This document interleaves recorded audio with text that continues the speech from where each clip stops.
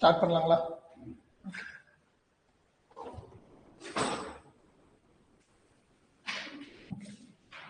Note எல்லாமே close பண்ணி வச்சிருங்க.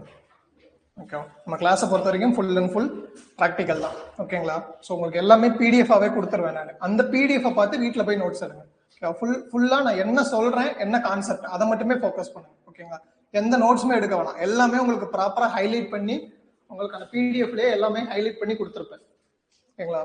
ஸோ அதனால இதையே நீங்க டைரக்டா படிச்சா போதும். நான் என்ன கான்செப்ட் சொல்றேன்றதை மட்டும் கவனிங்க. ஏன்னா ஜாகிரபியை பொறுத்த வரைக்கும் ஃபுல் அண்ட் ஃபுல் உங்க கவனம் வந்து நான் சொல்ற கான்செப்ட்ல இருந்தாதான் உங்களுக்கு புரியும்.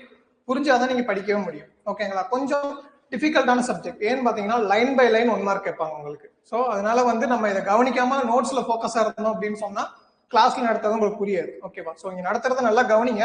இந்த நோட்ஸை கொடுத்துட்றேன். இந்த நோட்ஸை வச்சு வீட்டுல போய் உட்காந்து ப்ராப்பரா நீங்க ஒரு நோட்ஸ் எடுக்கணும். ஓகேங்களா? ஸோ நோட்ஸ் கொடுத்துட்டா இதே படிச்சு மனப்பாடம் பண்ணிடுவோம் அப்படின்னு நினைக்காதீங்க. ஓகேவா? இது நான் 30 பக்கத்துக்கு போட்டிருக்கேன். இதை நீங்க என்ன பண்ணணும் அப்படின்னு சொன்னா சுருக்கி 3-4 பக்கத்துல நோட்ஸ் எழுதணும். ஓகேங்களா? ஃபுல் அண்ட் ஃபுல் மைண்ட் மேப்பாவே போட்டு நோட்ஸ் எழுதணும். அப்படி எழுதினாதான் ரிவிஷன் பண்றதுக்கு உங்களுக்கு ப்ராப்பரா கரெக்டா இருக்கும்.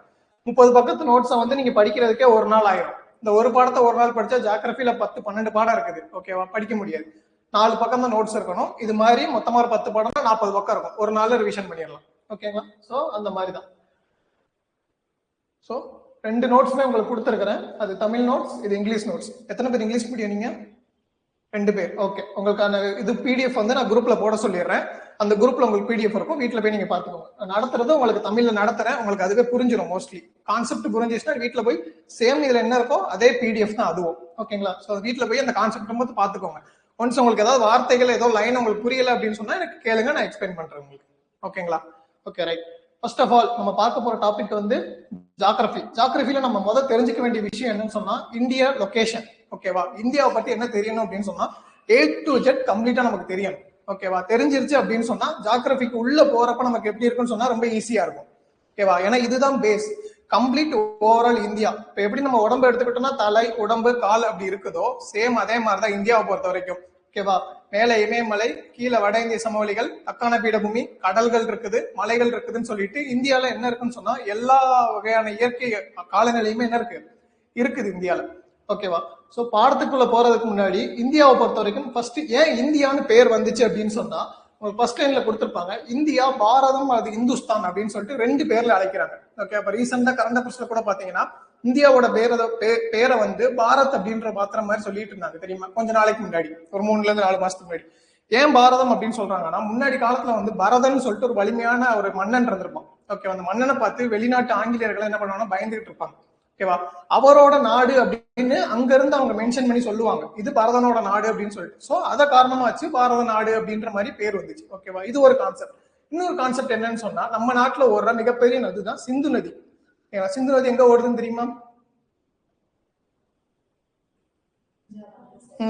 ஓகே, இப்படி நம்ம மேமலையில இருந்து ஸ்டார்ட் ஆகி பஞ்சாப் வழியா பாகிஸ்தான்ல ஓடக்கூடிய ஒரு நாடு தான் சிந்து நதி. ஓகேவா? அந்த சிந்து நதி இந்தியால ஓடுறதுனால அதை பேரா வச்சு என்ன சொல்லுவாங்க அப்படின்னு சொன்னா சிந்து அப்படின்ற பேர்ல தான் ஃபர்ஸ்ட் சொல்றாங்க. இது என்ன ஆகுது அப்படின்னு சொன்னா காலப்போக்குல சிந்து இந்துஸ்தானா மாறி அது என்ன ஆகுது இந்தியாவா மாறுது. ஓகேவா? சோ இப்படிதான் அந்த பேர் எப்படி வருது அப்படின்னு சொன்னா இந்த வழிமுறைகள் தான். ஒண்ணு நம்ம புராண கதைகள் வயச பார்க்க போது பாரத மன்னனால, இன்னொன்னு ஆங்கிலேயர்கள் மூலியமா சிந்து நதி பேர்ல சிந்து இந்துஸ்தான் இந்தியாவா என்ன ஆகுது அப்படின்னு சொன்னா கன்வெர்ட் ஆகி வருது. ஓகேவா? உலகத்தை பொறுத்த வரைக்கும் பாத்தீங்கன்னா நம்ம நாடு எங்க அமைஞ்சிருக்கு அப்படின்னு இது வேர்ல்டு மேப். ஓகேவா? சோ இது எப்படி இருக்கும்? ஒரு ஸ்பெரிக்கல் ஷேப். இந்த ஸ்பெரிக்கல் ஷேப் தான் நம்ம இப்படி இது பண்ணோம்னா இந்த மாதிரி மேப்பா வரக்கூடியது. ஓகேவா? இது உலகத்துல மொத்தம் எத்தனை கண்டங்கள் இருக்குது? 7 கண்டங்கள் இருக்குது. ஓகேவா? மிகப்பெரிய கண்டம் இது ஆசியா கண்டம். ஓகேவா? அந்த ஆசியா கண்டத்துலதான் இந்தியா என்ன இருக்கு லொகேட் ஆயிருக்குது. ஓகேவா? சோ நம்மளை பொறுத்த வரைக்கும் நம்ம எங்க இருக்கோம்னு சொன்னா இங்க இருக்கிறோம். ஓகேவா? இப்ப லொகேஷன் கேட்பாங்க. அதாவது ஆசியால இந்தியா வந்து எங்க அமைஞ்சிருக்கு அப்படின்னு சொல்லிட்டு.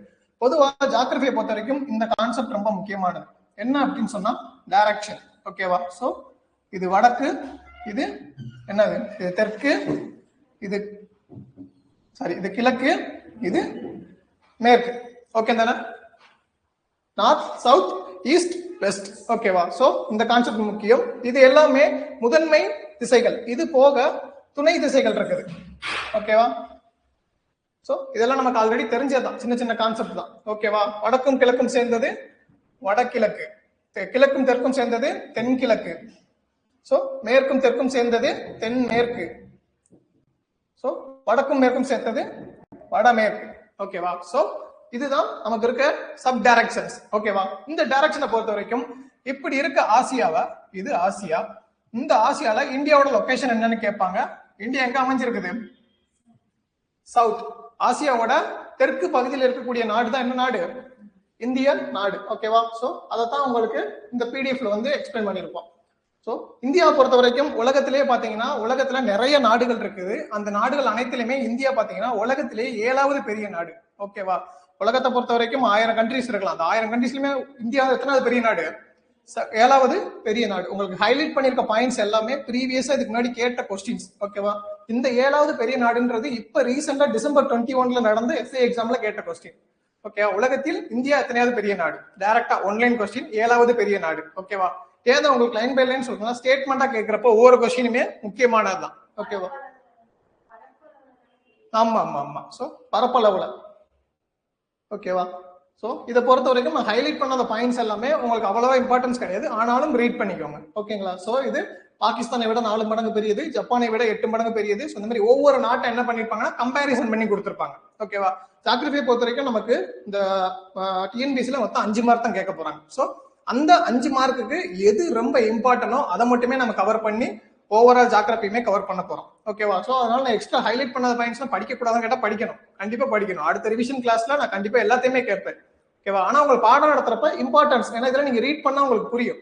ஓகேவா? எது தேவையோ அதை நான் சொல்றேன், தேவையில்லாததுலாம் நீங்க கண்டிப்பா படிச்சுதான் வரணும். ஓகேவா? சோ இந்தியாவின் நில மற்றும் நீர் எல்லைகள். ஓகேவா? இந்தியாவோட மொத்த நில எல்லைகள் பாத்தீங்கன்னா 15200 கிலோமீட்டர். சோ நில எல்லை அப்படின்னா என்ன அப்படின்னா இந்த இருக்கு பாத்தீங்களா? சோ இது எல்லாமே என்னதான்? லேண்ட் தானே. இந்த மொத்த எல்லையுமே, அதாவது இங்க இருந்து ஒரு டேப் எடுத்து மொத்த இந்தியாவுமே சுத்தி ஒரு லே அவுட் மாதிரி அளந்தோம் அப்படின்னு சொன்னா எவ்வளவு வரும் அப்படின்னு சொன்னா 15000 எவ்வளவு வரும்? 200 கிலோமீட்டர். இந்தியாவின் நில எல்லை எவ்வளவுன்னு கேட்பாங்க ஒன்லைன் கொஸ்டின். 15200 கிலோமீட்டர். ஓகேவா? Overall lay out. இந்தியாவை பொறுத்த வரைக்கும் பாத்தீங்கன்னா மொத்தம் ஒரு 7 நாடுகளோட என்ன பண்ணுவாங்கன்னு சொன்னா அவங்களோட லேண்டை வந்து ஷேர் பண்றாங்க. ஓகேவா? என்ன 7 நாடுகள் அப்படின்னு சொன்னீங்கன்னா இங்க பார்த்தாலே தெரியும். ஏன்னு சொன்னா நமக்கு கீழே ஃபுல்லாமே என்னதான்? கடல்கள். சோ அதனால கீழே எந்த நாடுமே நமக்கு டச்மெண்ட் கிடையாது. ஆனா மேல பொறுத்த வரைக்கும் பாத்தீங்கன்னா நிறைய நாடுகளோட நம்ம என்ன பண்றோம்னு சொன்னா நிலங்களை ஷேர் பண்றோம். இப்ப நம்ம வீடு இருக்கு அப்படின்னு சொன்னா நம்ம வீட்டு பக்கத்துல இருப்போம், ஒரு பக்கத்து வீட்டுக்காரர் இருப்போம், ஒரு எழுத்து வீட்டுக்காரர் இருப்போம். சோ அந்த மாதிரி அவங்களாம் என்ன பண்ணுவாங்கன்னு சொன்னா நமக்கு ஒரு பிரச்சனையோ நமக்கு ஏதோ தேவைகளை வரும்போது நம்ம அவங்களை கேட்போம்ல, அந்த மாதிரிதான். ஏன் இந்த நாடுகளோட நம்ம தொடர்பு வச்சுக்கணும் அப்படின்னு சொன்னா நம்மளால மட்டுமே நம்ம எக்கனாமி என்ன பண்ண முடியாது? குரோத்தா கொண்டு போக முடியாது. ஒவ்வொரு நாடுமே அவங்களோட எக்கனாமிக் குரோத்துக்காக என்ன பண்ணணும்? பக்கத்து நாடா சார்ந்துதான் இருக்கணும். அப்படி நம்ம எந்தெந்த நாட்டு கூட லேண்டை ஷேர் பண்றோம், யார் யாரை சார்ந்து இருக்கும் அப்படின்னு பாத்தீங்கன்னா சேம் நம்ம டைரக்ஷனை பொறுத்த மாதிரி முன்னாடி சொன்ன மாதிரி இங்க என்ன இருக்கு? மேற்க பொறுத்த வரைக்கும் பாகிஸ்தான் இருக்குது. அந்த மேப்ல உங்களுக்கு கிளியரா கொடுத்துருக்கேன். மேற்குல பாகிஸ்தான், அப்படியே இங்கிட்டு தூரமா வடமேற்குல பாத்தீங்க அப்படின்னு சொன்னா ஆப்கானிஸ்தான் அமைஞ்சிருக்குது. ஓகேவா? இந்த சைடு பாத்தீங்கன்னா பெரிய கண்ட்ரி என்ன இருக்கும்? சைனா. ஓகேவா? இந்த இடத்துல நேபாள் இருக்குது, பூட்டான் இருக்குது. நேபாளும் பூட்டானும் பாத்தீங்கன்னா மோஸ்ட்லி இந்தியாவுடைய டைரக்டா அட்டாச்மெண்ட் மாதிரியே இருக்கும். பார்த்திருப்பீங்க. நம்ம ஊர்ல இருந்து நிறைய சைனாக்காரங்க மாதிரி நிறைய பேர் இருப்பாங்களா, அவங்க எல்லாம் பாத்தீங்கன்னா சைனாக்காரங்க கிடையாது. புரியுதுங்களா? நேபாள் பூட்டானை சேர்ந்தவங்க தான். அந்த கீழே இருக்க கடையிலே பாத்தீங்கன்னா 2 பேர் வந்து அந்த அவங்க எல்லாம் இருப்பாங்க. அவங்க எல்லாம் எந்த ஊர்னு கேட்டீங்கன்னா அவங்க நேபாள், பூட்டான், மியான்மரை சேர்ந்தவங்க தான். அவங்க சைனாக்காரங்க கிடையாது. ஓகேவா? சோ ஏன்னு சொன்னா இது இந்திய வழிமுறைகளே வர்றதுனால அவங்களும் சேமா என்ன மாதிரி இருப்பாங்க, அதாவது இந்த பார்டர் அவங்களுக்கு டச் ஆகிறதுனால மோஸ்ட்லி சைனாக்காரங்க மாதிரி இருப்பாங்க. ஆனா அவங்க சைனாக்காரங்க கிடையாது. ஓகேவா? சோ பக்கத்துல இருக்கக்கூடிய மியான்மர், அடுத்து பங்களாதேஷ். சோ இந்த டைரக்ஷன்ஸ் எல்லாம் ரொம்ப முக்கியம். மேற்குல என்ன நாடு இருக்கு? பாகிஸ்தான். வடமேற்குல ஆப்கானிஸ்தான். வடக்குல வந்து சீனா, நேபாளம், பூட்டான். ஓகேவா? நோட்ஸ் எதுவும் எடுக்க வேணாம், இப்ப புதுசா வந்தவங்க. ஓகே, நோட்லாம் க்ளோஸ் பண்ணி வச்சுக்கோங்க. கான்செப்டை புரிஞ்சுக்கோங்க. பிடிஎஃப் கொடுத்துறேன், வீட்டுல போய் ப்ரிப்பேர் பண்ணுங்க. ஓகேவா? இங்கிலீஷ் பிடிஎஃப்பும் குரூப்லயே போட்டுருவேன். 2 பிடிஎஃப்மே கிளாஸ் முடிஞ்ச குரூப்ல போட்டுருவேன். ஓகேவா? சோ வடக்குல என்ன நாடு இருக்கு? சீனா, நேபாளம், பூட்டான் மேல இருக்கக்கூடியது. சோ கிழக்குல என்ன இருக்கு? கிழக்குல 2 நாடு, மியான்மர், வங்காளதேசம். ஓகேவா? சோ இதை கொடுத்துட்டு பொறுத்துக்களை டைரக்டா கேட்டுருவான். ஓகேவா? இந்த நாளையுமே அப்படியே மேட்சஸ்ல கேட்டுருவான். ஓகேவா? இது எந்தெந்த சைடுல இருக்குன்னு சொல்லிட்டு ஏதாவது ஆப்ஷனை மாத்தி கொடுப்பான். இது நாளையும் கொடுத்துட்டு வேறுபட்ட ஒன்றையும் கண்டறியும் சொல்லிட்டு இந்த இடத்துல கிழக்குன்னு கொடுத்துட்டு இந்த 3 நாடுகள் ஏதோ ஒண்ணு இங்கே கொடுத்துருவான். ஓகேவா? சோ அது எல்லாத்தையுமே கரெக்டா பாத்துக்கோங்க. ஓகேவா? இந்தியாவுக்கு கிழக்கே உள்ள அரக்கோயாமா மலைத்தொடர் மியான்மரில் இருந்து பிரிக்கிறது. அதாவது இது ஒரு நாடு, இது ஒரு நாடு. இங்க இருக்க அரக்கோயாமா மலைத்தொடர் பாத்தீங்கன்னா மியான்மரை வந்து இந்தியால இருந்து என்ன பண்ணுன்னு சொன்னா தனியா பிரிக்கும். ஓகேவா? இதே மாதிரிதான் இங்க பாக் நீர் சந்தி அப்படின்னு சொல்லிட்டு ஒண்ணு இருக்கும். இந்த பாக் நீர் சந்தியை என்ன பண்ணும் அப்படின்னு சொன்னா ஸ்ரீலங்காவையும் இந்தியாவையும் என்ன பண்ணும் அப்படின்னு சொன்னா பிரிக்கும். ஓகேவா? நீர் சந்தி நிலசந்தி அப்படின்னா ஃபர்ஸ்ட் என்னன்னு தெரிஞ்சுக்கோங்க. ஓகேவா? நீர் சந்தியை பொறுத்த வரைக்கும் இங்க ஒரு லேண்ட் இருக்குது, இங்க ஒரு லேண்ட் இருக்குது. ரெண்டுத்துக்கு இடையில ஓடுற நீர் வந்து அந்த ரெண்டு லேண்டையுமே பிரிச்சிச்சு அப்படின்னு சொன்னா அதுதான் நீர் சந்தி. ஓகேவா? ஏன் பாக் நீர் சந்தின்னு பேர் வைக்கிறாங்கன்னா இந்தியா ஒரு லேண்டு, ஸ்ரீலங்கா ஒரு லேண்டு. ஓகேவா? ரெண்டு லேண்டு என்ன பண்ணுது, இடையில ஓடக்கூடிய பாக் நீர் சந்தி பிரிக்குது. அதனாலதான் அது பாக் நீர் சந்தி. அப்ப நிலசந்தினா என்ன அப்படின்னு சொன்னா ரெண்டு நீர் பரப்ப இடையில ஓடக்கூடிய லேண்ட் பிரிச்சிச்சு அப்படின்னு சொன்னா அது நிலசந்தி. ஓகேவா? நீர் சந்தி நிலசந்தி அந்த வார்த்தைகள் எல்லாமே உங்களுக்கு இங்கிலீஷ் பிடிஎஃப்ல கொடுத்துருப்பேன், அதை எல்லாமே தெளிவா பாத்துக்கோங்க. ஓகேவா? சோ ரெண்டு நீரை பிரிச்சிச்சு அப்படின்னு சொன்னா அது நிலசந்தி, ரெண்டு நிலத்தை பிரிச்சிச்சு அப்படின்னு சொன்னா அது நீர் சந்தி. அதனாலதான் அதுக்கு அந்த பேர் வைக்கிறாங்க. ஓகேவா? Okay right. அடுத்து ரொம்ப முக்கியமானது, சுமார் 6100 கிலோமீட்டர் நீளம் உள்ள நீண்ட கடற்கரை பகுதியை கொண்டிருக்கிறது.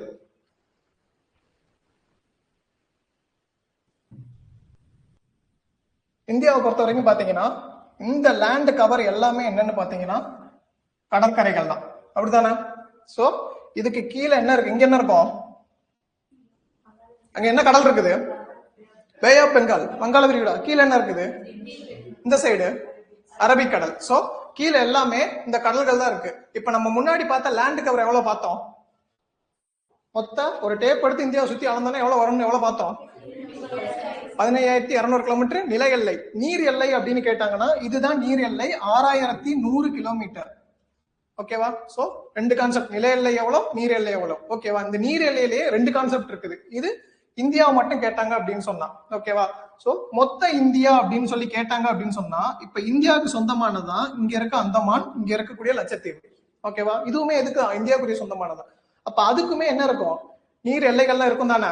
சோ இதை சுத்தி இருக்கக்கூடியதும் எல்லாமே என்னது, நீர் எல்லைகள் தான். இந்தியா கீழே இருக்க தண்ணி இருக்க மாதிரி அந்தமானுக்கு ஒரு சுத்தியும் தண்ணி இருக்குது. ஓகேவா? அந்த தண்ணியுமே நம்ம சேர்த்தோம் அப்படின்னு சொன்னா மொத்தமா நமக்கு எவ்வளவு வரும், 7516 கிலோமீட்டர். ஓகேவா? சோ நிலம் நீர், நிலத்தை பொறுத்த வரைக்கும் 15600, நீரை பொறுத்த வரைக்கும் ரெண்டு கான்செப்ட். ஓவரால் இந்தியா தீவு கூட்டங்களையும் சேர்த்து அப்படின்னு கேட்டானா 7516. ஈஸியா நாவத்துல வச்சுக்கலாம். 15200 அது அப்படியே ஒரு ஆஃபா, அதாவது எக்ஸாக்டா சொல்ல முடியாது, ஒரு ஆஃபா கட் பண்ணீங்கன்னா எவ்வளவு வரும், 7500. ஓகேவா? அதை நீங்க அப்படி ஷார்ட்கட்டா நாவத்துல வச்சுக்கலாம். ஓகேவா? சோ 7500. இல்ல தீவு கூட்டங்களை சேர்க்காம இந்தியா மட்டும் மொத்தம் எவ்வளவு கடற்கரைகளை கொண்டிருக்கு அப்படின்னு சொன்னா 6100. இந்த மூணுமே ரொம்ப முக்கியமானது, அவன் மாத்தி மாத்தி கேட்பான், குழம்பிடக்கூடாது. ஓகேவா? சோ இது ரொம்ப முக்கியமானது. இது நான் சொன்ன இலங்கை இந்தியா பாக் நீர் சந்தி. அடுத்து இது ரொம்ப முக்கியமான பாயிண்ட், அண்டை நாடுகளுடன் கொண்டுள்ள எல்லையின் நீளம். மொத்தம் எத்தனை நாட்டோட ஷேர் பண்றோம்னு பார்த்தோம், 7 நாடுகளோட ஷேர் பண்றோம்னு பார்த்தோம். ஓகேவா? அந்த 7 நாடுகள்ல எந்த நாட்டுல அதிகமா ஷேர் பண்றோம், எந்த நாட்டுல குறைவா ஷேர் பண்றோம், இது அடிக்கடி கேட்கக்கூடிய கொஸ்டின். அதிகமா ஷேர் பண்றது பாத்தீங்கன்னா பங்களாதேஷ் 4096.7 கிலோமீட்டர். இந்த 96.7 எல்லாம் தேவையே கிடையாது, 4000 கிலோமீட்டர்ன்றது ஞாபகத்துல வச்சுக்கோங்க. ஏன்னா எக்ஸாக்டா எல்லா புள்ளியும் நம்மளால ஞாபகத்துல வச்சுக்க முடியாது. 4000 ஞாபகத்துல வச்சுக்கோங்க. பாயிண்ட்ஸ்ல எல்லாம் கொடுக்க மாட்டான், 4000 3500 அந்த மாதிரி தான் கொடுப்பான். அப்ப நீங்க எக்ஸாக்டா பிடிச்சிடலாம். ஓகேவா? அதிகமா கேட்கக்கூடியது பங்களாதேஷ். குறைவா எந்த நாட்டோட ஷேர் பண்றோம் அப்படின்னு சொன்னா ஆப்கானிஸ்தான். இது நீங்க அந்த மேப்பை பார்த்தாலே உங்களுக்கு ஓவராலா தெரியும். ஆப்கானிஸ்தான் பாருங்களேன், தெரியுதா? ரொம்ப குறைவான ஒரு பாட்டு தான் இந்தியாவுடைய ஷேர் ஆகும். So 106 kilometre. இதை பங்களாதேஷை பொறுத்த வரைக்கும் பாத்தீங்கன்னா மொத்த நாடுமே என்ன ஆயிருக்கும் அப்படின்னு சொன்னா இந்தியாவோட தான் ஷேர் ஆயிருக்கும். ஓகேவா? சோ ஏன் அதிகம் சொல்றாங்க, ஏன் குறைவுன்னு சொல்றாங்கன்னு, ஏன்னா மற்ற நாடுகள்லாம் பாத்தீங்கன்னா ஒரு பார்ட் மட்டும் தான், பாகிஸ்தானோட ஒரு பார்ட், சைனாவோட ஒரு பார்ட், மியான்மரோட ஒரு பார்ட் மட்டும் தான் கவர் ஆகும். ஆனா மொத்த பங்களாதேஷுமே என்ன ஆகும்னு சொன்னா இந்தியாவுக்குள்ளதான் வரும். சோ அதனால இதை பொறுத்த வரைக்கும் என்ன சொல்லுவாங்க அப்படின்னு சொன்னா அதிகமா இருக்கிறது பங்களாதேஷ், குறைவா இருக்கக்கூடியது ஆப்கானிஸ்தான். சோ இந்த ஆப்கானிஸ்தான் பங்களாதேஷ் கொஸ்டின் மட்டுமே எனக்கு தெரிஞ்சு டிஎன்பிசில ஒரு 10ல இருந்து 15 டைம் கேட்டிருப்பாங்க. ஓகேவா? சோ இதெல்லாம் நீங்க மொத்தமா அந்த லேண்ட் கவரேஜ் சேர்த்தீங்கன்னா 15106 கிலோமீட்டர் ஆகும். 106 தான் எக்ஸாக்டா சொல்றான், 15200 சொல்றான். ஓகேவா? 7 நாடுகளோடது. இது என்ன பண்ணுவாங்கன்னா நீங்க இன்னும் ஷார்ப்பான குரூப் 1 ரேஞ்சுக்கு படிக்கணும் அப்படின்னு சொன்னா ஏழையுமே என்ன பண்ணணும்னா ஆர்டர் வைஸா படிக்கணும். என்ன கொடுப்பா, அந்த 7 நாடுகளுமே அளவு வைஸா என்ன பண்ணுங்கன்னு சொன்னா அரேஞ்ச் பண்ணுங்கன்னு சொல்லிட்டு கொடுத்துருவோம். சோ அந்த லெவலுன்றது வந்து அதுதான். ஒரு குரூப் 4 கொஸ்டினா அதிகமா எந்த நாட்டோட ஷேர் பண்ணது, கம்மியா அது அப்படி கேட்பான். ஒரு குரூப் 2 ரேஞ்ச் கொஸ்டின் அப்படின்னு சொன்னா இதுல ஒரு 4 இதை கொடுத்துட்டு ஒரு இதோட இதை மட்டும் என்ன பண்ணுவான்னு சொன்னா மாத்தி கொடுப்பான். ஓகேவா? சோ நீங்க எல்லாத்தையுமே படிச்சிருந்தீங்கன்னா போடலாம். இல்ல இன்னும் டிஃபிகல்ட்டா ஒரு குரூப் 1 ரேஞ்ச் கேட்கறோம் அப்படின்னு சொன்னா எல்லா நாடுகளையுமே கொடுத்துட்டு அது என்ன பரப்பளவின் அடிப்படையில வந்து நிலங்களை ஷேர் பண்றதா வரிசைப்படுத்துக்க அப்படின்னு சொல்லி கொடுத்துரும். அப்ப என்ன பண்ணணும், 7 நாடும் தெரிஞ்சிருக்கணும், 7 நாட்டோட எக்ஸாக்டா உங்களுக்கு அந்த புள்ளிகளுமே தெரிஞ்சிருக்கணும். அப்பதான் என்ன பண்ண முடியும், அரேஞ்ச் பண்ண முடியும். இதுதான் டிஃபரெண்ட் ரேஞ்ச் ஆஃப் கொஸ்டின் அப்படிங்கிறது, எக்ஸாமோட வேரியேஷன் அப்படிங்கிறது. ஓகேவா? சோ நீங்க நீங்க நான் ஒரு குரூப் 1 ரேஞ்சுக்கு படிக்கிறேன், அப்படி படிச்சாதான் நீங்க குரூப் 4 பாஸ் பண்ண முடியும். ஓகேவா? சோ ஒரு ஒரு ஒரு கொஸ்டினை எப்படி வேணா அணுகலாம் அந்த கொஸ்டினை. ஓகேவா? ஒரே கொஸ்டின் தான், அதை நீங்க எப்படி கொண்டு போறீங்க, எப்படி படிக்கிறீங்கன்றது. இங்கதான் நம்ம என்ன பண்ணுவோம்னு சொன்னா படிக்கிறதுல இருந்து வேரியேஷன் ஆகும். ஒரு குரூப் 1 ஆஸ்பிரண்ட் அந்த ரேஞ்சில எல்லாத்தையுமே படிப்பான். ஒரு குரூப் 4 ஆஸ்பிரண்ட் என்ன பண்ணுவான், இங்க 2 சொன்னா முக்கியமானது, அந்த 2 மட்டும் படிச்சுட்டு போவான். சோ கொஸ்டின் வந்து ஒருவேளை டஃபா கேட்டான் அப்படின்னு என்ன பண்ணுவோம், தடுமாறிடுவான். அவனுக்கு மித்த இது எல்லாமே தெரியாம போயிடும். சோ ஒரு கொஸ்டின் அணுகக்கூடிய விதன்றது இப்படித்தான் அணுகணும். ஓகேவா? நெக்ஸ்ட் இந்தியாவும் உலகமும். நான் முன்னாடி சொன்ன மாதிரி உலக அளவுல பாத்தீங்கன்னா இந்தியா எங்க அமைஞ்சிருக்குது, ஆசியாவோட சவுத் பார்ட். ஓகேவா? சோ ரொம்ப ஈஸியா நவத்துல வச்சுக்கலாம். ஆசியாவோட சவுத்துல இந்தியா இருக்கு, இந்தியாவோட சவுத்துல என்ன இருக்கு, தமிழ்நாடு இருக்குது. ஓகேவா? சோ ஆசியாவோட சவுத்துல இந்தியா, இந்தியாவோட சவுத்துல தமிழ்நாடு. ஓகேவா? நெக்ஸ்ட் இந்தியா ஒரு துணை கண்டம். இந்தியா ஏன் ஒரு சப்கான்டினென்ட் அப்படின்னு சொல்றாங்கன்னா, ஒரு கண்டம் அப்படின்னு சொன்னா பல்வேறு இயற்கை அமைப்புகள் எல்லாமே அந்த கண்டத்துல இருக்கும். ஓகேவா? மலைகள், பீடபூமிகள், சமவெளிகள் எல்லாமே இருக்கும். அப்படி எல்லாத்தையுமே நம்ம நாடு கொண்டிருக்கனாலதான் இந்தியா என்ன சொல்றாங்க, துணை கண்டம். ஒரு கண்டத்துக்கு என்னென்ன குவாலிட்டி வேணுமோ அது எல்லாமே எங்கேயும் இருக்குது, தமிழ்நாட்டிலயும் இருக்குது. சோ அதனாலதான் இந்தியா ஒரு துணை கண்டம் அப்படின்னு சொல்றாங்க. ஓகேவா? அமைவிடமும் பரப்பளவும். சோ ஒரு முக்கியமான கான்செப்ட் ஒன்று தெரிஞ்சுக்கணும்.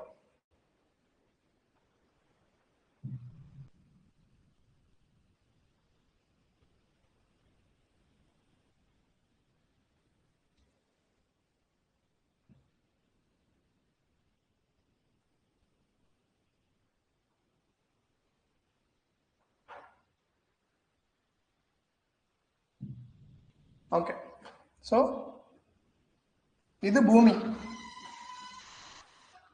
இது சூரியன். ஓகேங்களா? சோ பூமியை பொறுத்த வரைக்கும் பாத்தீங்கன்னா ஒரு நிலநடுக்கோடு அப்படின்னு சொல்லிட்டு ஒரு கோடு ஒண்ணு வரைகிறாங்க. இது எல்லாமே கற்பனை கோடுகள் தான். ஓகே, இப்படி ஒரு கோடு இருக்கானா கிடையாது, எல்லாமே கற்பனை கோடுகள் தான். இப்படி ஒரு கோடா பிரிக்கிறாங்க. பூமியை பொறுத்த வரைக்கும் பாத்தீங்கன்னா குட்டே பிஸ்கட் பாத்திருக்கீங்களா?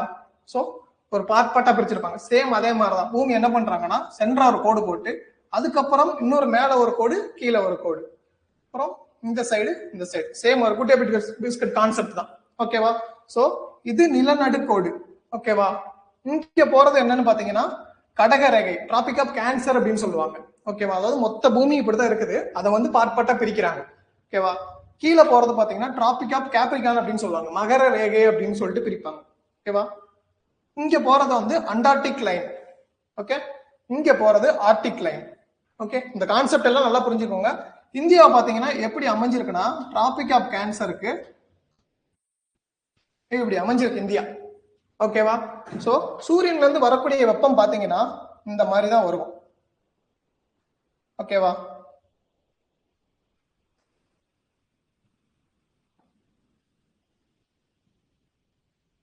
இப்படிதான் சூரியன்ல இருந்து வெப்பம் விழுகும். ஓகேவா? இதை பொறுத்த வரைக்கும் ஒரு கான்செப்ட் என்னன்னா, இந்த சென்டர் பார்ட் வந்து எப்படி இருக்கும்னு சொன்னா சூரியனுக்கு எப்படி இருக்குது, ரொம்ப பக்கத்திலேயே இருக்கும். ஓகேவா? அதாவது சூரியனோட நேரடி கதிர்கள் மொத்தமுமே எங்க விழுகும் அப்படின்னு சொன்னா சென்ட்ரா பெருத்துல விழுகும். அப்ப என்ன ஆகும் அப்படின்னு சொன்னா டென்ஸ், அதாவது சூரியனோட அடர்த்தியான அந்த வெப்ப கதிர்கள் எங்கதான் விழுகும், பூமியோட நிலநடுக்கோடு, அந்த மேல இருக்க கடகரேகை, கீழே இருக்க மகர ரேகை, ரெண்டுக்கும் நடுவுல தான் விழுகும். அப்ப என்ன ஆகும், அங்க ஹீட் அதிகமா இருக்கும். அந்த நாடுகள் எல்லாமே வெப்பமண்டல நாடுகளா இருக்கும். அங்க அந்த பனி பீரியட் அப்படின்றதே இருக்காது. ஓகேவா? இது ஒரு கான்செப்ட். இதுக்கு மேல இருக்க இந்த இது பாத்தீங்க அப்படின்னு சொன்னா இன்னும் பாத்தீங்கன்னா சூரியன்ல இருந்து கதிர்கள் கொஞ்சம் உங்களுக்கு பக்கத்துல வரைஞ்சதுனால அப்படி தெரியுது. ஆக்சுவலா இதுக்கும் இந்த டிஸ்டன்ஸ் கம்பேர் பண்ணும்போது இந்த டிஸ்டன்ஸ் எப்படிதான் இருக்கும், அதிகமா இருக்கும். இன்னும் கர்வ் அதிகமா இருக்கிறதுனால டிஸ்டன்ஸ்ல போய் விடும். அப்ப சூரியனோட டென்ஸ் என்ன ஆகும் சொன்னா குறையும் கொஞ்சம் கொஞ்சமா. ஓகேவா? சோ அதனால இந்த ரீஜன் எல்லாமே வெப்பமண்டல நாடுகள். ஓகேவா? ஏன்னா டைரக்ட் டென்ஸான சூரியனோட கதிர்கள் விழுகுது. இந்த ரீஜன் எல்லாமே பாத்தீங்கன்னா மிதவெப்ப மண்டல நாடுகள். ஏன்னு சொன்னா சூரியனோட டென்ஸ் என்ன ஆகுது, கம்மியாயிருது. இன்னும் டிஸ்டன்ஸ் கருவா இருக்க, பூமி கருவா இருக்கிறதுனாலதான் இந்த வேறுபாடு. ஓகேவா? இன்னும் டென்ஸா போய் விழுகும். இப்ப இந்த ரீஜியன், இது என்ன சொன்னேன் மேல பார்த்தது ஆர்டிக் லைன். ஆர்டிக் பிரதேசம் கேள்விப்பட்டிருக்கீங்களா? பூராமே பனி பிரதேசம். ஏன்னு சொன்னா இங்க இருந்து கதிர்கள் டிராவல் பண்ணி பூமியோட எட்ஜில போய் விழுகிறது பாத்தீங்கன்னா ரொம்ப கம்மியா இருக்கும். அதாவது சூரியனோட டென்ஸ் சில நேரம் பாத்தீங்கன்னா இல்லாமே போயிடும். ஓகே, சூரியனே படாது. அப்படின்றதுனாலதான் மேல இருக்கக்கூடிய இந்த ஆர்டிக் ரீஜியனும் கீழே இருக்கக்கூடிய இந்த அண்டார்டிக் ரீஜியனும், அண்டார்டிகா ஃபுல்லாமே என்னதான் பனிதான். சோ ஏன் பனியா இருக்கு அப்படின்னு சொன்னா சூரிய கதிர்களே அங்க விழுகாது. சூரியன் விழுந்தாதானே பனி உருகும், உருகுனாதான் இது பண்ண முடியும். சோ இந்த மாதிரிதான் பூமி அமைஞ்சிருக்கு. இப்ப நம்ம இந்தியா எங்க அமைஞ்சிருக்கு அப்படின்னு பாத்தீங்கன்னா, பாதி இந்தியா வெப்பமண்டல நாட்டிலும் பாதி, அதாவது இந்த பார்ட் எல்லாமே அந்த டிராபிக் ஆஃப் கேன்சருக்கு கீழையும் வெப்பமண்டலத்துக்கு கீழையும் இந்த பார்ட் ஃபுல்லாமே எங்க போயிருது அப்படின்னு சொன்னா மிதவெப்ப மண்டலம்.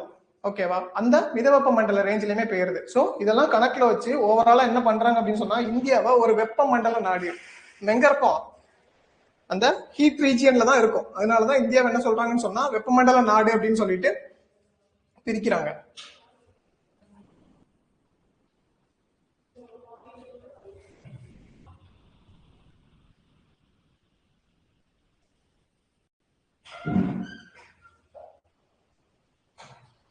ஓகேங்களா, இந்தியா ஒரு வெப்பமண்டல நாடு. ஏன் வெப்பமண்டல நாடு?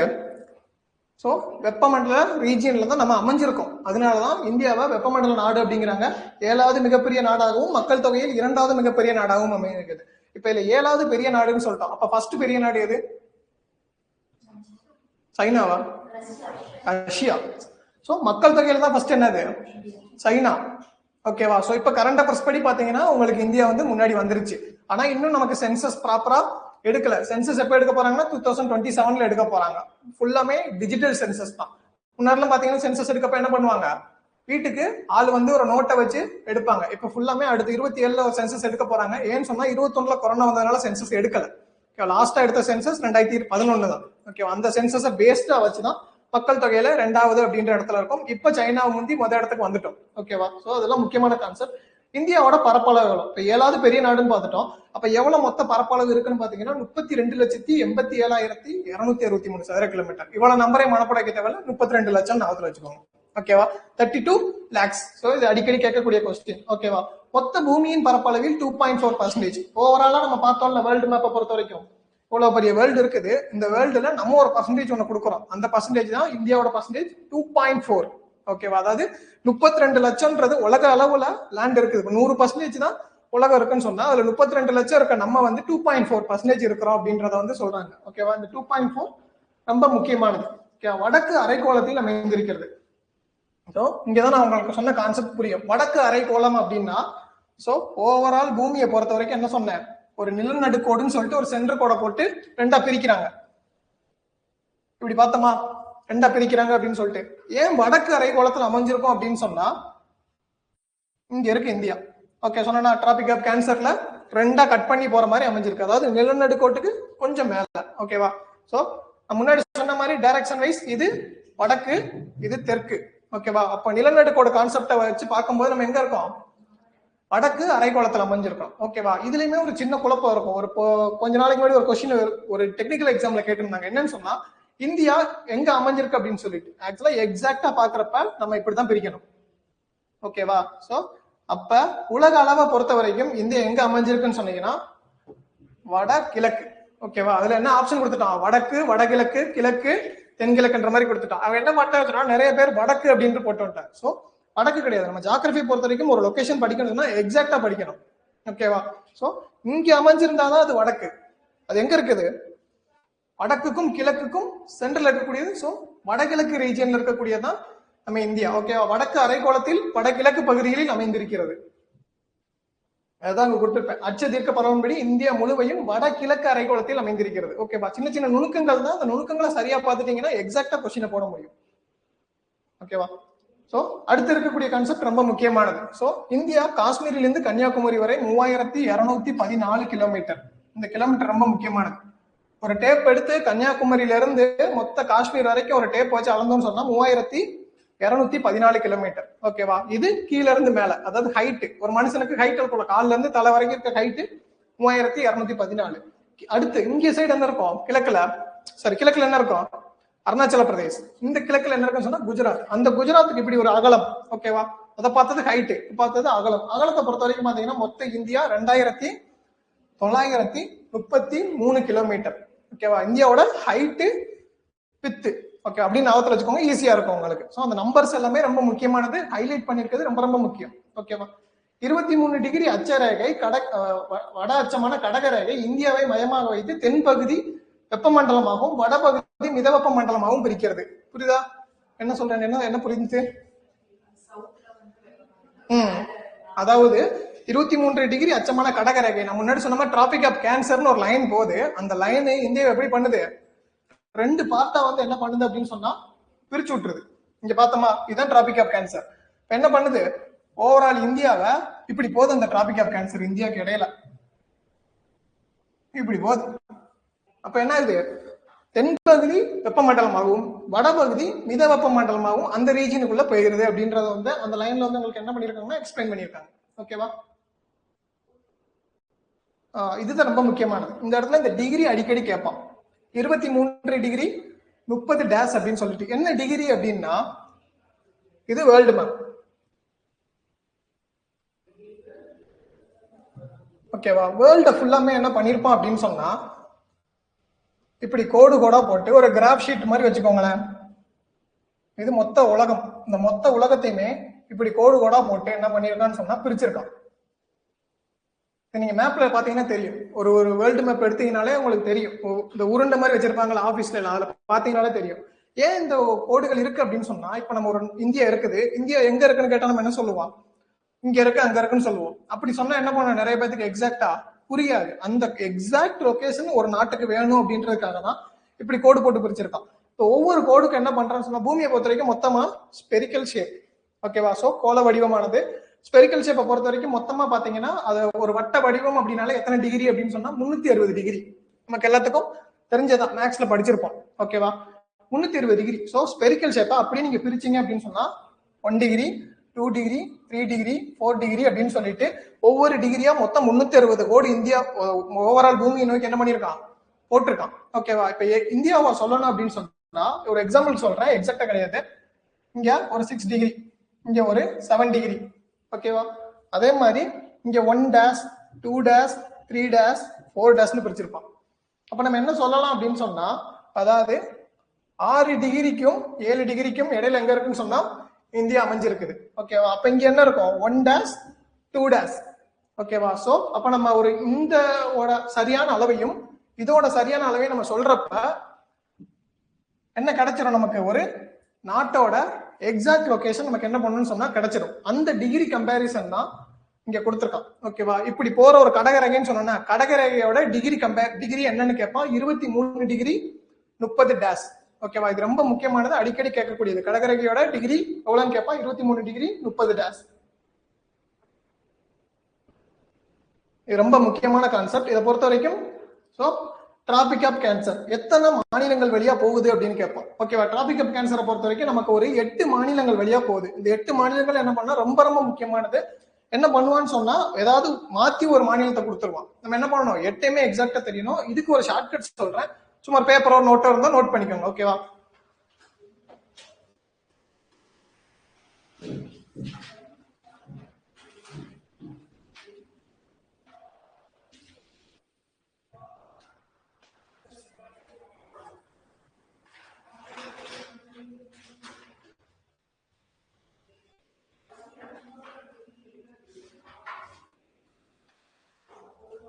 கீழே நான் எழுதிக்க மட்டும் எழுதிக்கோங்க. புரியுது தானே? 3 பார்ட்டா எழுதிக்கோங்க. MGR, WJ, DCM. நான் எப்படி செக்மெண்டா எழுதிருக்கேன் அந்த மாதிரி எழுதிக்கோங்க. டிசிஎம், எம்ஜிஆர், டபிள்யூஜே, டிசிஎம் அப்படின்னு சொல்லிட்டு. ஓகேவா? இந்த ஷார்ட்கட்லாம் நீங்க ஓவரால் நோட்ஸ் எடுக்கிறப்ப அதுல இடையில எழுதி வைக்கணும். ஓகே, சும்மா எழுதிக்கோங்க. ஓகே ரைட், எழுதிட்டீங்கன்னா நோட்டை க்ளோஸ் பண்ணிக்கோங்க. கவனிங்க. சோ கடகரேகையை பொறுத்த வரைக்கும் சென்டர் ஆஃப் இந்தியால போகுதுன்னு பார்த்துட்டோம். 8 மாநிலங்கள் வழியா போகுது. என்ன 8 மாநிலங்கள் அப்படின்னு சொன்னா இதான் நமக்கு shortcut. So MGR wife Janaki Tamil Nadu CM. ஓகேவா? எம்ஜிஆர் ஒய்ஃப் ஜானகின்னு ஒருத்தங்க இருந்தாங்க தெரியுமா? அவங்க தமிழ்நாடு சிஎம்மாவும் கொஞ்ச நாள் இருந்திருப்பாங்க. ஓகேங்களா? அந்த ஷார்ட்கட் தான் எம்ஜிஆர் ஒய்ஃப் ஜானகி தமிழ்நாடு சிஎம். ஓகேவா? இதைத்தான் ஷார்ட்கட்டா யூஸ் பண்ண போறோம். மத்திய பிரதேஷ், குஜராத், ராஜஸ்தான், டபிள்யூ என்னது? West Bengal, J for Jharkhand, T Tripura, C Chhattisgarh, M Mizoram. ஓகேவா? சோ இதுதான் ஷார்ட்கட். அப்ப சொல்ல அப்படியே லைனா சொல்லுங்க. Okay, M for G R W J T C M அவ்வளவுதான். ஓகேவா? சோ இனிமே என்ன பண்ண சொன்னா இந்த டிராபிக் ஆஃப் கேன்சர் போகக்கூடிய 8 மாநிலங்கள் என்ன பண்ணாதுன்னு சொன்னா மறக்கவே செய்யாது.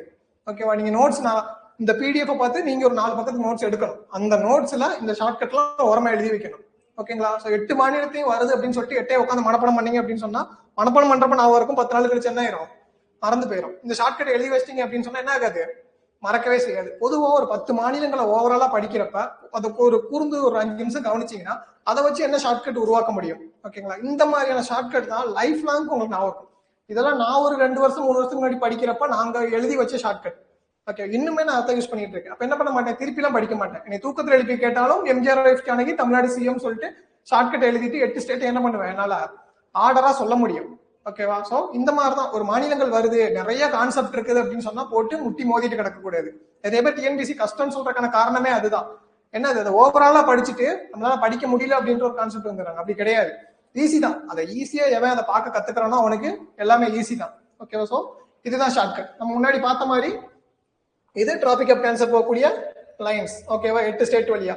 இதை பொறுத்த வரைக்கும் முன்னாடியே சொன்னேன்ல, லென்த் பிரெத். ஓகேவா? சோ லென்த்தை பொறுத்த வரைக்கும் 3214 கிலோமீட்டர், வித்தை பொறுத்த வரைக்கும் 2933 கிலோமீட்டர். அதான் உங்களுக்கு அந்த மேப்ல வரைஞ்சிருக்காங்க. இது இந்த டாட் டாட்டா போகக்கூடியது tropic of cancer 23 degree 30 dash. ஓகேவா? அடுத்து இன்னொரு கேள்வி என்னன்னு பாத்தீங்கன்னா, கடற்கரை மாநிலங்கள், கடற்கரைகளை கொண்டுள்ள மாநிலங்கள் என்னன்னு சொல்லிட்டு. சோ இதெல்லாம் நமக்கு கேட்டாலே மோஸ்ட்லி தெரிஞ்சிடும். மேப்பை பத்தி ஒரு ஐடியா இருந்தாலே தெரிஞ்சிடும். குஜராத், மகாராஷ்டிரா, குஜராத், மகாராஷ்டிரா, கர்நாடகா, கேரளா, தமிழ்நாடு, ஆந்திர பிரதேஷ், ஒடிசா, வெஸ்ட் பெங்கால். ஓகே, இதெல்லாம் நமக்கு தெரியும். ஆல்ரெடி ஓவரால் லேயர்ல இருக்குது. ஏதாவது கொடுத்துட்டு மாத்தி கொடுப்பான். இந்த மாநிலம் கடற்கரையை ஒட்டி உள்ளது, வேறுபட்ட ஒன்றை கண்டறிய கடற்கரை மாநிலங்கள் வராதது எதுன்னு கேட்பான்.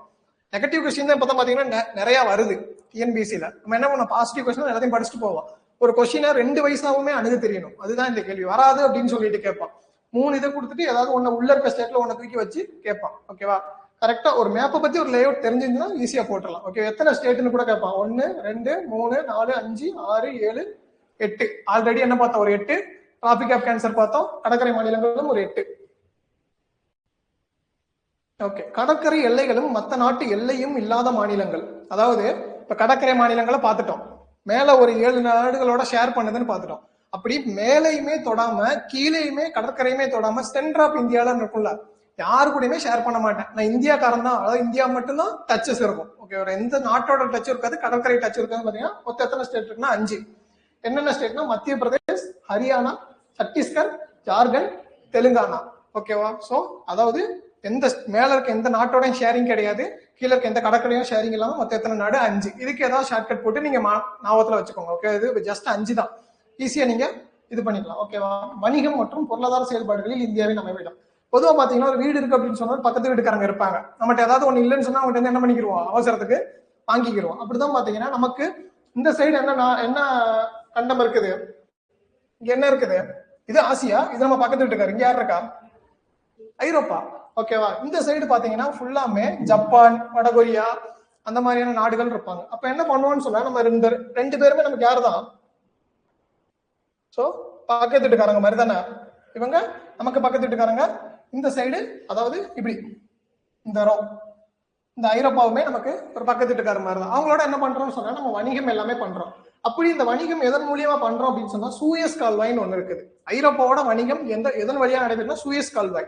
நிறைய பாத்தீங்கன்னா அந்த நியூஸ் பேப்பர்ல பாத்தீங்கன்னா சூயஸ் கால்வாய் அடைக்கப்பட்டது அப்படின்னு மாதிரி சொல்லுவாங்க. ஏன் சூயஸ் கால்வாய் அடைக்கிறதெல்லாம் நியூஸ் பேப்பர்ல போடுறாங்கன்னா, நம்ம கால்வாய்ன்றது சும்மா நம்ம பெரிய இது மாதிரி கிடையாது, வாய்க்கால் மாதிரி கிடையாது.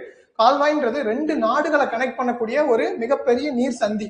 ஓகேவா? ஐரோப்பாவையும் இந்தியாவையும் கனெக்ட் பண்ணக்கூடிய ஒரு தண்ணி வழிதான் சூயஸ் கால்வாய். அதை அடைச்சா என்ன ஆகும், 2 நாட்டோட வணிகம் பாதிக்கப்படும். அப்ப என்ன ஆகும், எக்கனாமிக் டவுன் ஆகும். இவ்வளவு பெரிய பிரச்சனை நடக்கிறதுனாலதான் சூயஸ் கால்வாய் மூடிட்டேன். அதாவது ஐரோப்பா நாட்டோட நமக்கு ஏதாவது ஒரு பிரச்சனை வந்து என்ன பண்ணுவோம்னு சொன்னா சூயஸ் கால்வாய் க்ளோஸ் பண்ணிடுவோம்.